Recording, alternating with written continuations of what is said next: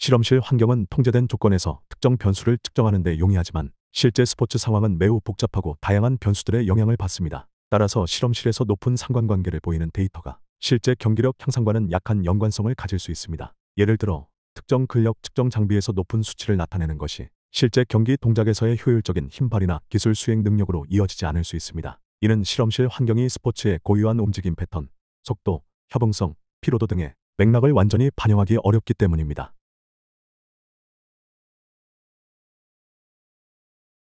실험실에서 얻은 데이터는 종종 진공 상태에서 수행되는 경향이 있어 실제 훈련이나 경기 상황에서 선수들이 경험하는 다양한 외부 요인, 예를 들면 상대 선수, 경기장 환경, 심리적 압박을 고려하지 못합니다. 따라서 실험실 연구 결과가 아무리 내적 타당도가 높더라도 현장 코치들이 실제 훈련 프로그램을 설계하고 적용하는 데 어려움을 겪을 수 있습니다. 코치는 선수의 기술, 체력, 전술, 심리적 상태 등 다양한 요인을 종합적으로 고려해야 하는데 실험실 데이터만으로는 이러한 복합적인 요구를 충족시키기 어렵습니다.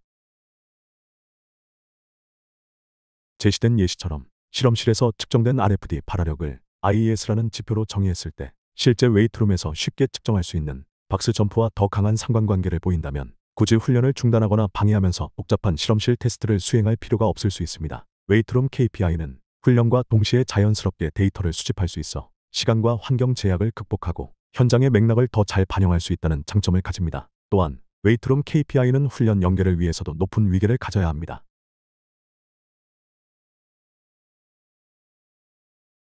웨이트룸 KPI가 낮은 전이유를 보이는 예시는 많지 않다는 점은 웨이트룸에서 측정하는 기본적인 지표들이 실제 경기력과 더 직접적인 연관성을 가질 수 있음을 시사합니다.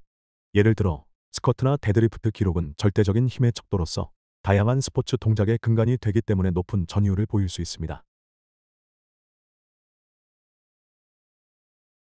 결론적으로 실험실 데이터는 과학적인 엄밀성을 가질 수 있지만 현실과의 괴리 및 낮은 전이율 문제는 실제 훈련 현장에서의 적용 가능성을 제한할 수 있습니다. 반면 웨이트룸 KPI는 훈련과 병행하여 데이터를 수집하고 현장의 맥락을 더 잘 반영할 수 있어 실험실 데이터보다 더 실용적이고 효과적인 정보를 제공할 수 있습니다. 따라서 코치는 다양한 데이터의 특성과 한계를 이해하고 현장의 상황과 선수 개개인의 특성을 고려하여 적절한 측정 도구와 지표를 선택하고 활용하는 것이 중요합니다.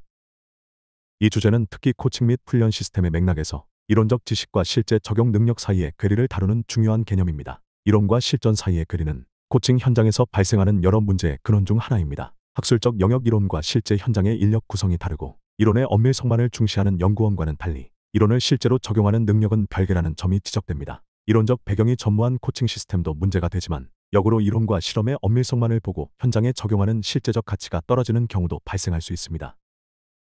특히 스트렝스 컨디셔닝 연구의 맥락에서 이러한 괴리를 자주 볼 수 있습니다. 과학적 근거의 위계가 없거나 불충분하며 모든 것이 중요하다고 하면 아무것도 중요하지 않게 되는 문제, 그리고 분석 주체가 현상에 대한 이해가 부족한 경우 문제 발생 가능성이 있습니다. 실험을 통해 현장 코치가 이미 경험했던 문제를 증명하려는 경우가 많으며 자연 상태의 맥락을 포함한 훈련 방법은 실험적으로도 가능하지만 학계에서는 낮은 일반화 때문에 선호되지 않는 경향이 있습니다. 때로는 전설적인 코치의 판단이 실험적 근거보다 앞서 나가기도 한다는 점을 들어 실험적 근거의 위계가 반드시 높다는 판단은 순진할 수 있음을 시사합니다. 이는 순수한 이론적 실험적 접근만으로는 현장의 복잡성을 모두 담아낼 수 없음을 의미합니다.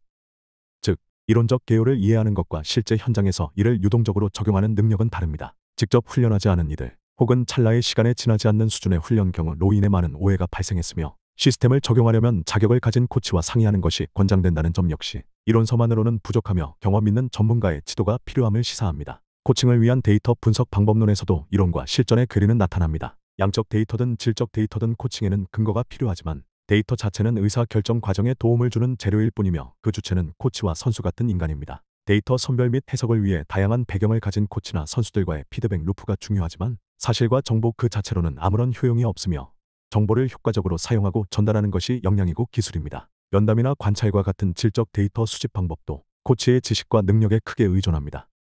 비구조화된 면담 방식은 예상치 못한 문제와 이점을 찾는 데 도움이 되지만 코치의 지식과 면담 능력이 부족할 경우 필요한 정보 없이 잡담으로 끝날 위험이 있습니다. 코치가 훈련에 참여하여 선수들의 경험을 내재화하는 것은 양적 데이터의 맥락을 이해하고 숫자에 탈락된 정보를 합하여 종합적인 해석을 하는 데 도움이 됩니다. 이는 단순히 데이터 분석 이론을 아는 것과는 다른 실천적인 방법론입니다. 사례 연구 또한 양적 방법에서 탈락한 구체적인 정보와 맥락을 이해하는 데 유용하지만 일반화하기 어렵다는 특징, 즉 낮은 외적 타당도를 가집니다. 그러나 일반화가 잘 되는 양적 방법만으로는 코칭을 할 수 없기에 사례 연구와 같은 방법이 중요하며 정량적인 데이터가 어떤 맥락에서 나왔는지 모르면 오판할 수 있습니다.